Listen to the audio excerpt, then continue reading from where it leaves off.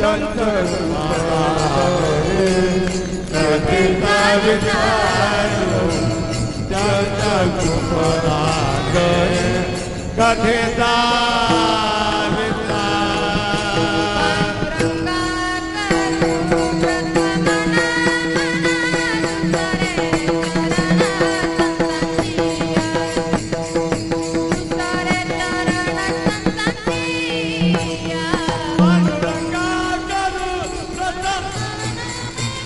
तुझरे चरण संतातिया तुझरे चरण संतातिया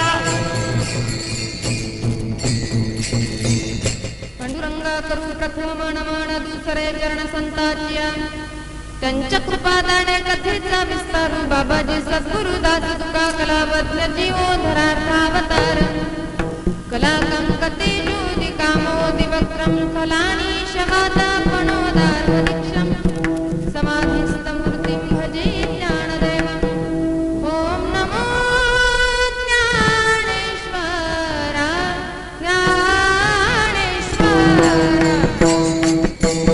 ॐ नमो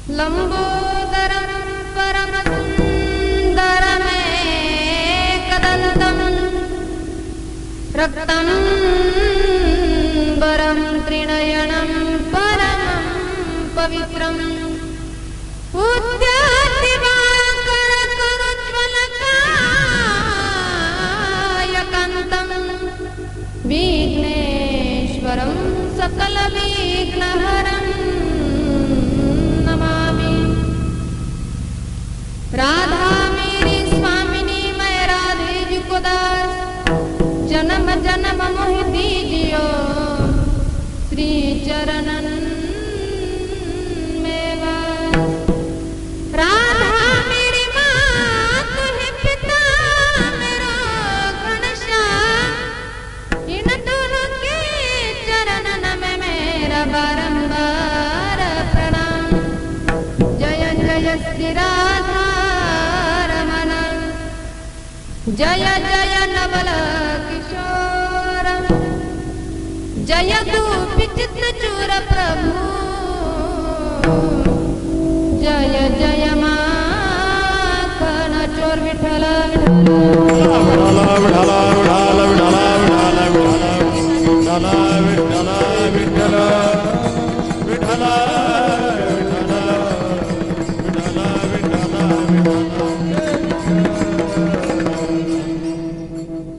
भाविकाचे आवडी देवा करी सेवा निज प्रीती हिंडतया मागे पुढे नाशी पुढे सकळही प्रस्तुत प्राप्त प्रसंगी प्राप्त स्थळी प्राप्त समय कीर्तन रूपी सेवेकरिता निवडलेला अभंग याची आवत भूतलावर जन्माला आलेल्या प्रत्येक जडजीवांचा उद्धार करण्यासाठी ज्यांनी अवतार घेतला देहुनिवासी देहुस्थित श्रीमंत श्री जगत तुकाराम भीक सांगणार अभंग आजच्या या कीर्तन रूपी सेवेकरिता निवडलं. विठ्ठला विठ्ठला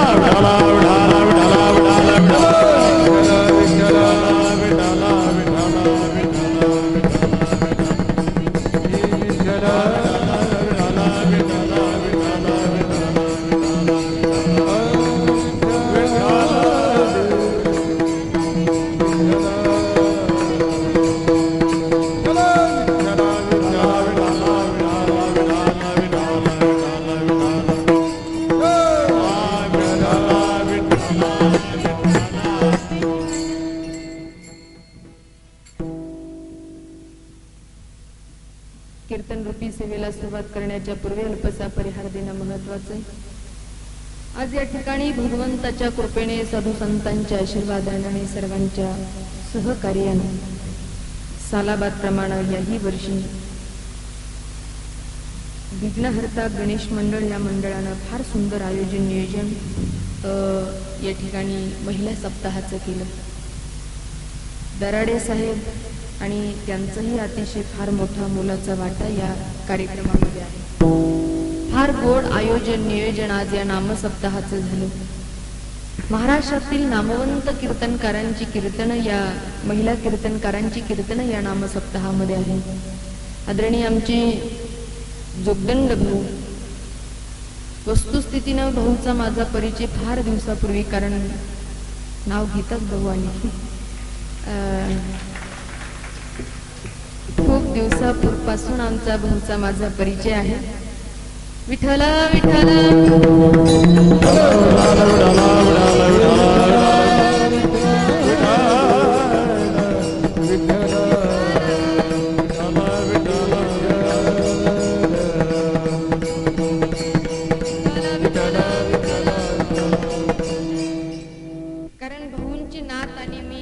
संस्थेमध्ये, कारण मी अगोदर 4-5 वर्ष दुसऱ्या संस्थेमध्ये काढले, पण कीर्तन शिकण्याकरिता ज्या वेळेला मी आळंदीला गेली, भाऊंची नात आणि मी, आमच्या अंजली, आम्ही दोघी बरोबरच 2-3 वर्ष एका संस्थेमध्ये होतो. आणि माझ्याच माध्यमातून नाही तर भाऊ खऱ्या अर्थानं आम्हाला रत्नपारखी म्हणायला हरकत नाही. तुम्ही जसं त्या ठिकाणी जसं कार्यक्रमाचं, कारण ही दृष्टी एखाद्यालाच असते. महाराज एखाद्या कार्यक्रमासाठी एखादा महाराज एखाद्या व्यक्तीनं म्हणावं, महाराज आम्हाला, भाऊ आम्हाला महाराज सांगा. भाऊंना एवढं नॉलेज असतं की आजच्या या कार्यक्रमाला नेमकं कोणते महाराज त्या ठिकाणी सुशोभित कीर्तन करतील, अशाच पद्धतीनं महाराज त्या ठिकाणी दिले जातात. आणि भाऊंचं ही खूप मोठं कार्य आहे. भाऊंचं काम खऱ्या अर्थानं दुसरं जरी असलं, पण अनेक महाराज मंडळी जोडून ठेवण्याचं काम आमच्या भाऊंनी केलं. आणि आज या ठिकाणी भाऊ देखील उपस्थित आहे. भाऊंच्या माध्यमातून मला काय फारसा या कार्यक्रमाविषयी परिचय नव्हता, पण भाऊंनी कॉलवरती सांगितलं होतं, ताई दराडे साहेबांचं त्या ठिकाणी हॉटेल आहे, तिथं जाऊन तुम्ही थांबा. आम्हाला घेण्यासाठी एक महाराजही आले होते. आमचे भरत भाऊ जे आहेत तिकडे बाजूला चौकामध्ये राहतात, त्यांचं खूप मोठं त्या ठिकाणी ऑक्सिस बँक आहे पाठीमागच्या चौकामध्ये, ते त्यांच्याच जागेमध्ये आहे. त्यांनी सांगितलं, ताई तुमचा कार्यक्रम आमच्या परिसरामध्ये आहे, मग या ठिकाणी या. म्हणून 5 मिनिटं तिथं गेलो. आमचे दादा नेण्यासाठी आले आणि मला भाऊंनी सांगितलं की दराडे साहेबांच्या त्या ठिकाणी हॉटेलला तुम्ही जा. पण वस्तुस्थितीनं महाराज गेल्यानंतर हॉटेल बघून अनेक हॉटेल पाहतो, पण मी कधी हॉटेलला शक्यतो जेवत नाही. आणि वस्तुस्थिती आजही मी जेवण केलं नाही, कारण कीर्तनाच्या अगोदरचे मी जेवण वस्तुस्थितीनं दुपारीच करते. मी कीर्तनाच्या आधी आता शक्यतो जेवण टाळते, कारण गणपतीसारखा प्रेर रोजच कीर्तन करायचे आणि पित्ताचा भयंकर त्रास होतो, त्यामुळं मी जेवण हमेशा टाळते. पण आजही जेवण केलं नाही, पण हॉटेलला जाऊन अगदी समाधान वाटलं. फार सुंदर दराडे साहेबांचं हॉटेल, आणि वस्तुस्थितीनं मला वाटलं नाही की एवढं गोड आयोजन नियोजन देखील या नामसप्ताहाचं त्यांच्या माध्यमातून या ठिकाणी होत असेल. अगदी गोड नियोजन या ठिकाणी झालेले. तुम्हा समस्त भाविकांच्या सेवेकरिता मी जो अभंग निवडला, प्रथमतः भजनी मंडळाला म्हणायला एवढी अडचण आली बरं का दादा. मी अनेक वेळेला अभंग घेतले, पण काय आहे, अभंग अगदी सोपा आहे, फक्त तो थोडासा कळेपर्यंत अवघड जातो. आणि म्हणून ज्यांनी अप्रतिम चाल गायली आमचे सुरवडकर सर, काळे महाराज, की अगदी सुंदर त्यांनी दोघांनी अप्रतिम चाल गायली. आज कार्यक्रमाला उपस्थित सर्व टाळकरी तरुण तडफदार वर्ग, आमचे आदरणीय महाराज जे असतील, विणेकरी बाबा असतील, दोन्हीही तरुण तडफदार मृदुंगाचार्य, श्रोते वर्ग, मायबाप, तुम्ही सर्वांच्या उपस्थितीमध्ये, हार्मोनियम वादक, साऊंड सिस्टीम सर्वांच्या उपस्थितीमध्ये ज्ञानदानाची सेवा आज माझ्यासारख्या अल्पज्ञानी पामराच्या वाटेला आली.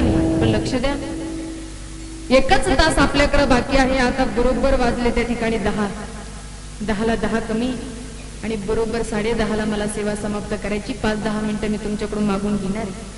पण चिंतन श्रवण करत असताना सर्वांगाची कान करून ऐका. आणि कीर्तनाला बसलं की प्रसन्न बसलं पाहिजे.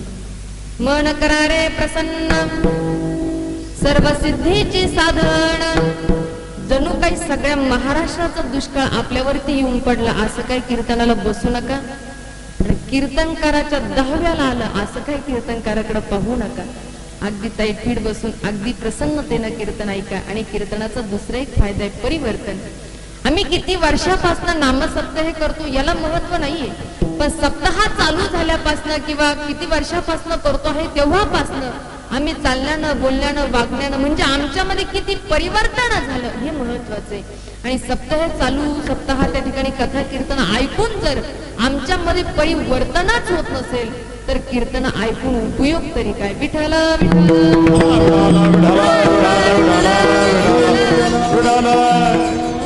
म्हणून अगदी कीर्तनाला आदला प्रसन्न बसा. 1 तास अभंगावरती गोड चिंतन मी तुम्हाला देणार आहे.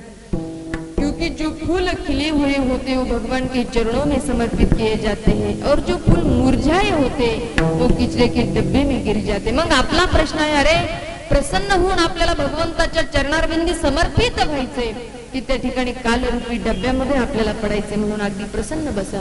समस्त भाविकांच्या सेवेकरिता भगवान गजानन विघ्नहर्ता गणपती बाप्पाच्या समोर आज जो सेवेकरिता, आणि मी मुद्दामून निवडला, माझा अभंग खऱ्या अर्थानं दुसरा होता, पण हाच अभंग या ठिकाणी निवडावा असं मनातून वाटलं. आणि म्हणून मी गोड अभंग तुमच्या गणपती बाप्पाच्या सेवेकरिता या ठिकाणी निवडला. भगवान परमात्मा जो स्वतःच्या प्राणापेक्षा, स्वतःच्या जीवापेक्षा ज्याला देव आवडतो, अशा भक्त भगवान परमात्म्याला आवडतो. लक्ष द्या, भगवान त्याच्या मागे राहतो, त्याच्या पुढे राहतो, त्याच्या जीवनातलं संकट परमात्मा दूर करतो. मागे राहतो, पुढे राहतो, यात नवल नाही. बाबा सायलेंट करा. तिथे घरातही राहतो, दारातही राहतो, पण कुणाच्या घरात नाही, कुणाच्याही दारात नाही. ज्याच्या अंतःकरणामध्ये शुद्ध भाव आहे, शुद्ध प्रेम आहे, अशा भक्ताच्या घरी परमात्मा राहतो. आणि निरोप कराय सांगतात मायबाप, तुम्हाला जर आम्ही एवढी सांगून शंका येतच असेल तर माझ्या प्रत्येक भक्ताचं चरित्र तपासा. तुम्हाला निश्चितपणानं कळेल की देवाला भाविक आवडतो. विठ्ठल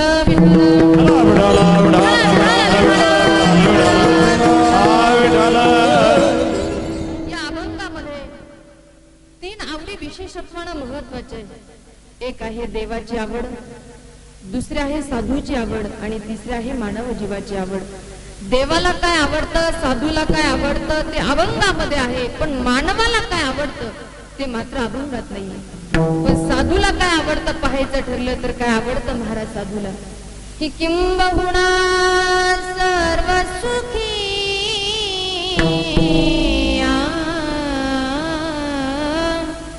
पूर्ण होऊन तिने लोकी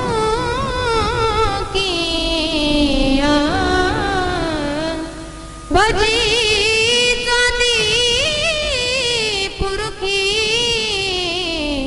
अखंडित.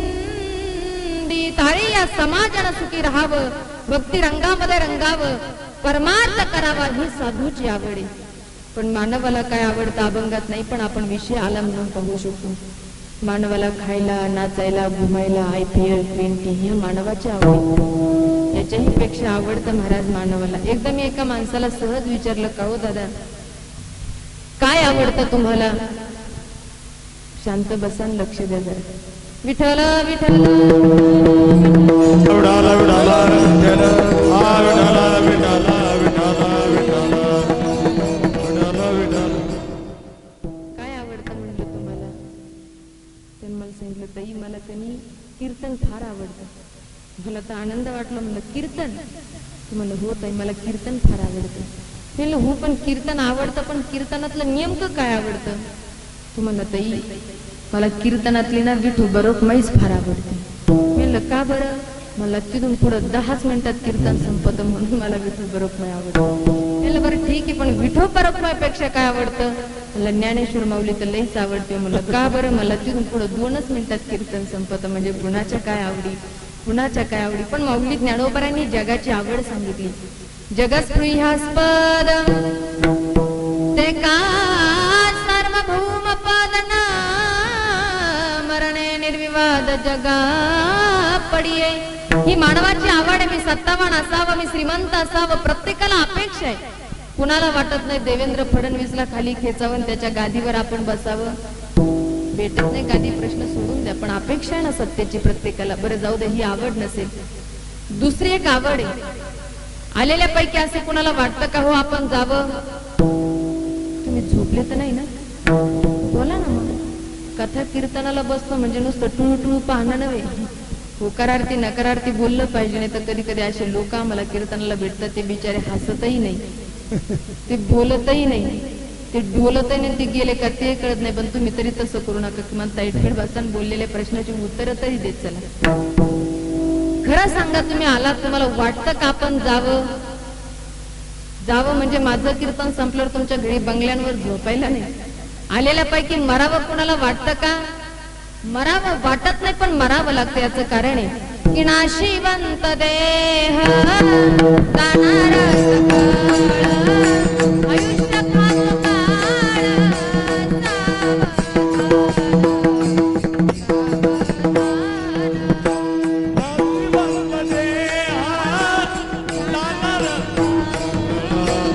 आयुष्य खातो काळ काटो काल सावधान सावधान.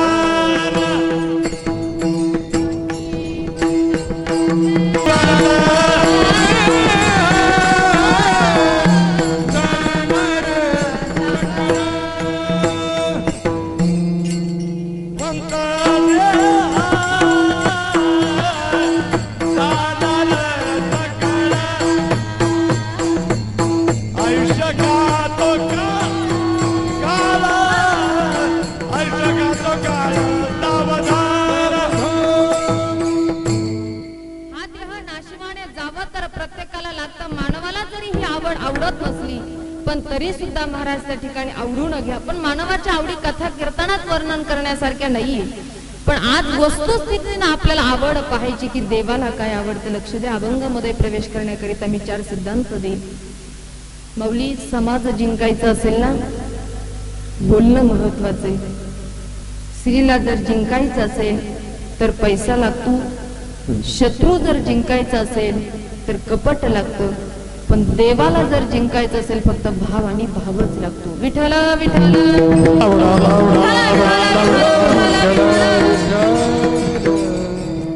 आता झोपण्याच्या वेळा असतात तरी सुद्धा या ठिकाणी 2-2 तास या लोकांना बसून ठेवणं एवढं सोपं नाही.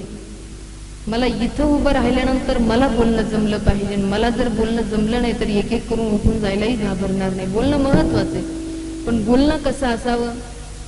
एकदा मी कीर्तनाला गेली. असंख्य जनसमुदाय माझ्या समोर जमलेला होता. गावातले लोक म्हटले, अरे ह्या आरती दिदी एवढ्या दुरून आल्या, एवढं गोड कीर्तन केलं, ताईचे आभार माना. आता आभार मानण्याकरिता एक गावातला महत्वाचा व्यक्ती उठून उभं राहिला. पण ते बिचारा सकाळच्या दशक्रिया विधीवरून आलेलं होतं, त्यामुळे डोक्यात सगळं तिकडलंच. त्यांना हातात माईक घेतला आणि बोलायला चालू केलं.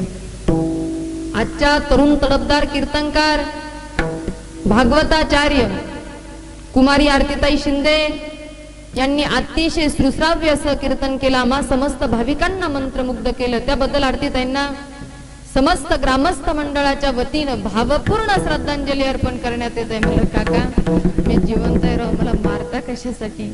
म्हणून वस्तुस्थितीनं या गादीवर बोलणं तरी एवढं सोपं नाहीये, पण बोलणं कसं असो, काही काहींचं खानदानी असतं महाराज, ते कसंही बोलले की भांडण घेऊनच घरी येणार. जसं एकदा बापानं मुलाला सांगितलं, रामू जा रे म्हटले दुकानामध्ये आणि मला गणपतीला जायचंय, आता तिथं गेल्यानंतर ह्या दुकानात जा त्या दुकानात जा, पानफुल घे नारळ घे, एवढा टाइमपास करण्यापेक्षा तू इथूनच नारळ घेऊन. त्या मुलानं सायकल चालू केली, गावामध्ये आला, दुकानदारानं सकाळच्या वेळेला दरवाजा ओपन केला आणि त्या बिचाऱ्याची आरती चालू होती. सुख करता दुःख हरता वार्ता विघ्नाची, नुरवी पूर्वी प्रेम कृपा जयाची. आता आरती चालू असताना यानं फक्त देखरेख केली आणि आरती संपली कीच म्हणलं, ओ दुकानदार काका माझ्या पप्पानं नारळ सांगितलं. म्हणलं मी बराच वेळ झाला इथं उभा आहे. दुकानदारांनी सांगितल्या ठिकाणी महाराज आरतीचं ठेवून दिलं, देवाला आरती दाखवली आणि स्वतः आरती घेऊन आता रात्रीचं आवरलेलं दुकान नेमकं कोणत्या गुणीत कोणत्या पोत्यात काही मिळच लागेन आणि म्हणून शोधतो आहे. तेवढ्यात हे पोरग उभं राहिलेलं म्हणतं, बाप बाप बाप बाप दुकानदार एवढे जाडजूड आहात राव तुम्ही, जर मेले तर तुम्हाला घराच्या बाहेरच कसं काढायचं? तुम्हाला भाऊ तू नारळ न्यायला आला, तिथं मग पोल खोलायला आला. त्या दुकानदाराला राग आला आणि ते नारळ घेऊनच धावलं महाराज. हे 100च्या स्पीडनं घरी गेलं. बाप मला बाळ्या नारळ, ओ पप्पा गेल तुम्ही नारळ आणायला. ते दुकानदार बोलत जाडजूड दिसलं. मी सहज म्हणलं राहू जर मेले तर घराच्या बाहेरच कसं काढायचं? नारळ घेऊनच धावलं, मी काय जाणार नाही. बाप म्हणला मूर्खा तू कशाला वाढव पंचायती केली, आता तू नको जो तुझा भाऊ जाईल. तो भाऊ आला आणि दुकानदारा म्हणला, कहो दुकानदार माझा भाऊ इथं नारळ नेण्यासाठी आला आणि तुम्ही नारळ नाही दिलं राव. अरे म्हणले तुझ्या भावाला काही बोलायचं नॉलेज काही पद्धत वगैरे आहे का नाही? इथं आला नारळ द्या, नारळ देण्याच्या तयारी. तेवढ्यात मला म्हणतो बाप बाप बाप एवढे जाडजूड तुम्ही, जर मेले तर घराच्या बाहेरच कसं काढायचं? तो भाऊ म्हणला मूर्ख आहे, मला त्याला कुणाशी कसं बोलावं काय अजिबातच नॉलेज नाही. अहो त्याला काय एवढं टेन्शन? म्हणले आपण तुकडे करून करून घराच्या बाहेर काढू. ते मला भाऊ तो तर त्याचाच बाप भेटला, त्याला तरी हाणीन म्हणतो, पण तो आता डोक्यातच घालतो महाराज. ते पुढे हे दुकानदार माग कसं तरी वाटी लावलं, घरी आलं. विठ्ठल विठ्ठल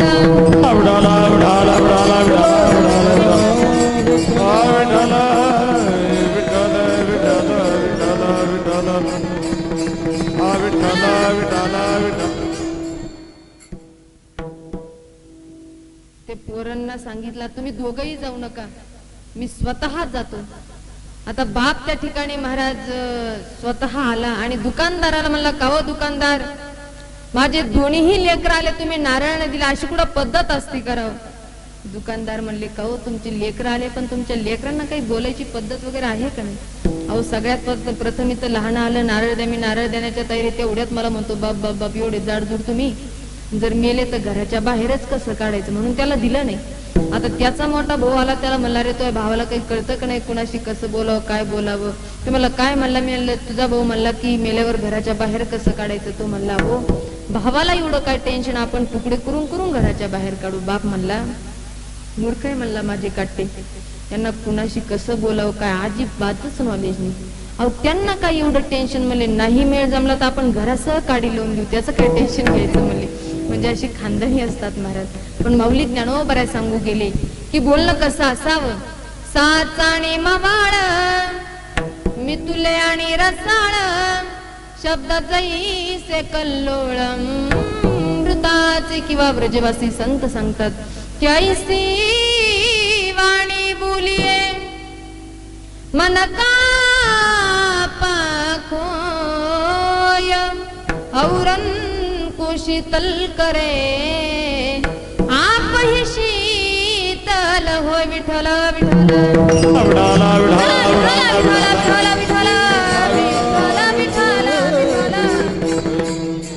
आणि म्हणून माझा प्रथम मुद्दा होता की अरे समाज जिंकायचा असेल तर हे बोलणं फार महत्वाचं आहे. शत्रू जर जिंकायचं असेल तर कपट लागतं, पण लागतं किती लक्ष द्या. मी विस्तार करणार नाही, अगदी 2च मिनिटात तुम्हाला भागवतातलं गुढ उदाहरण सांगते की यदा मृदे कौरवसृजयानं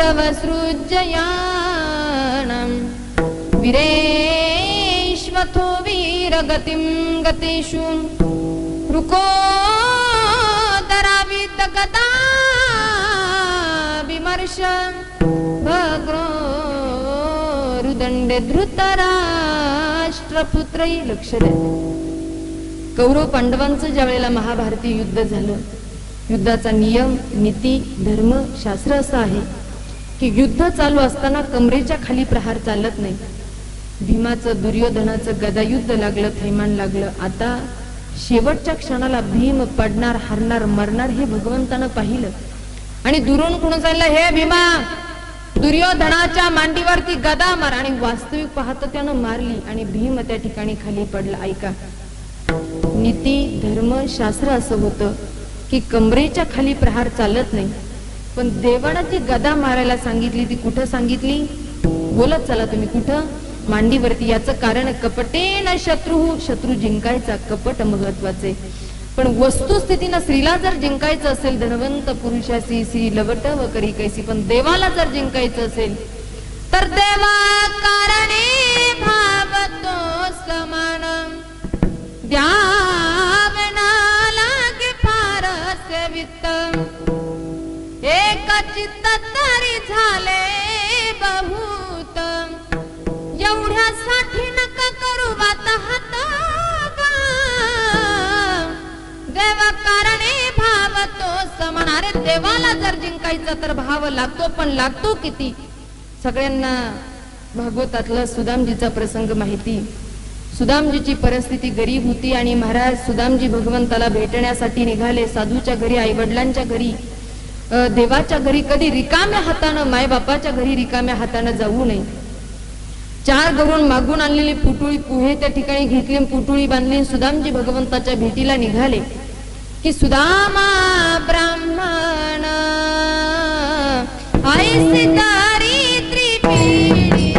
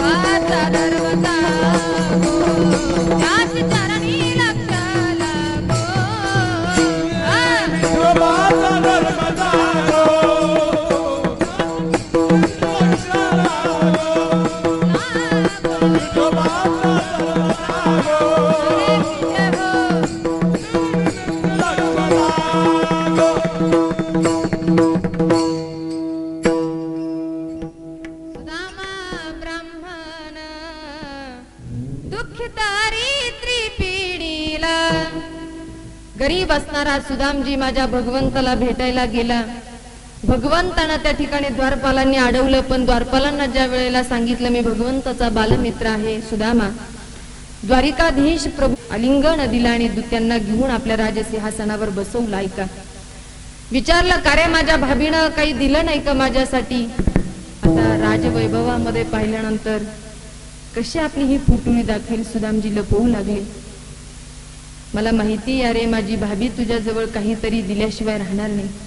आणि लपवलेली पुटुळी सुदामजीची भगवंताने ओढली आणि त्यातले महाराज ते पोहे भगवंतानं त्या ठिकाणी सेवन केले. ऐका, लक्ष द्या, माझ्या भगवंतानं सुदामजीचे मुठभर पोहे खाल्ले, पण त्या मुठभर पोह्याच्या मोबदल्यामध्ये इकडं सुवर्ण नगरी दिली महाराज. पण फुकट दिली, अंडरलाईन करायची आपल्याला या शब्दाखाली की शुद्ध भाव देखोनिया गाव सुवर्णाचा दिला.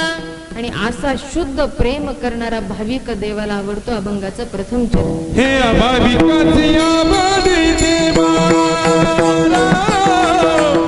भाविकाची आबादी देवा,